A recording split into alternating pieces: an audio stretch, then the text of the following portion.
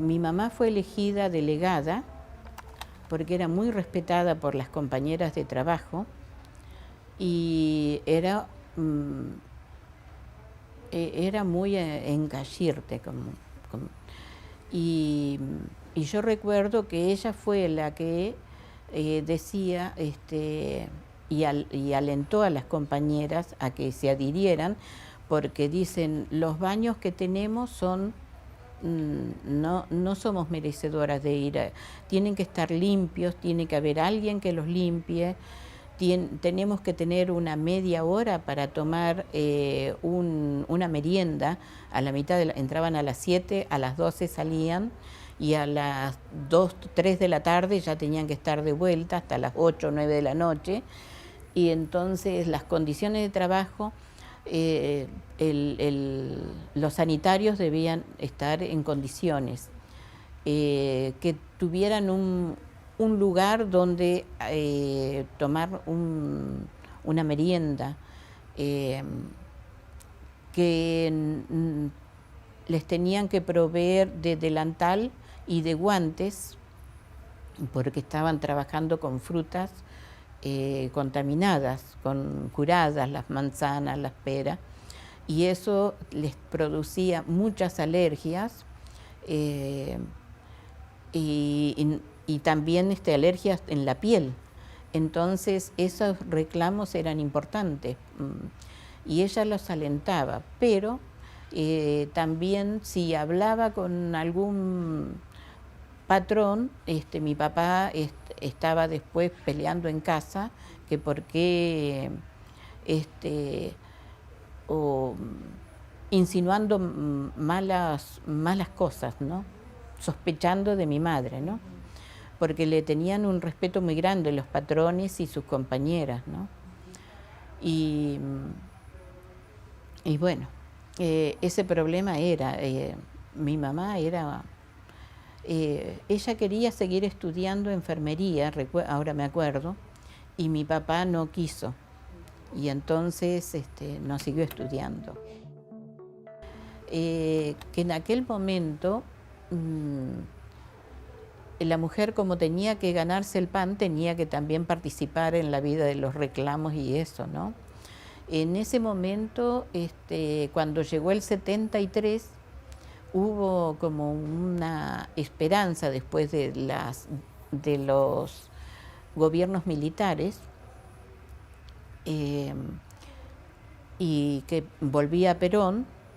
Yo recuerdo que había muchas movilizaciones, así como también en lo académico cambiaron varias cosas, no por el 73, sino desde el 70, había una efervescencia de todos los movimientos que han habido en el mundo, que repercuten en las vidas de todos, ¿no?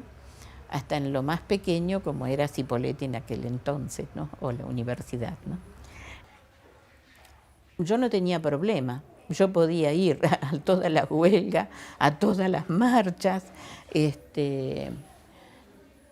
podía ir a los congresos que se organizaban, los plenarios. La trayectoria de la UNTER, del gremio de los docentes, siempre ha sido muy democrática, es un ejemplo. Desde los orígenes acá en Río Negro fue propuesta que llevaba para negociar con las autoridades, no decidían el secretario general, sino que volvía y consultaba las bases. Eso era muy importante y sí participaban muchos, las maestras en especial. Era una necesidad muy sentida el mejorar, y en su mayoría el gremio docente éramos mujeres y seguimos siéndolo, aunque ahora quizás haya más varones. Es toda una mezcla porque era una vida muy intensa esa.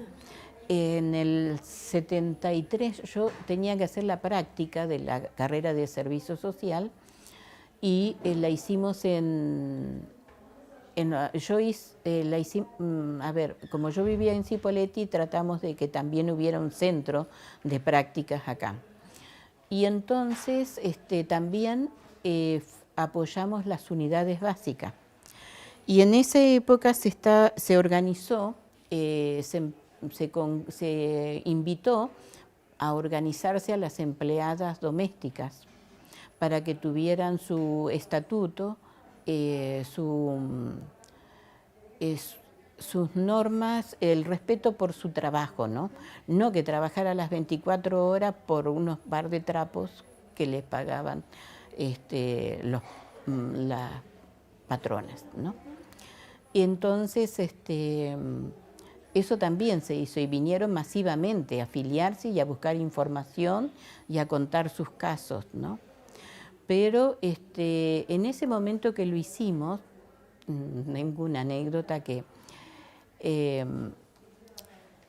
éramos dos compañeras de servicio social que estábamos anotando para afiliarlas, ¿no? Para tenerlas en un registro. Y viene alguien, había muchísima gente, y había surgido la Juventud Peronista de la República Argentina, que era un grupo más de derecha, y entonces había que tener cuidado, ¿no? Porque se infiltraban. Y estábamos, pero anotando a todas para que se pudieran ir, porque era mucha gente, y viene alguien y dice, pero este es un sindicato de zurdos. Yo dije, trágame tierra. ¿Y cuál era el problema? Que las dos que estábamos escribiendo éramos zurdas, no era tan... pero el susto que nos lo llevamos.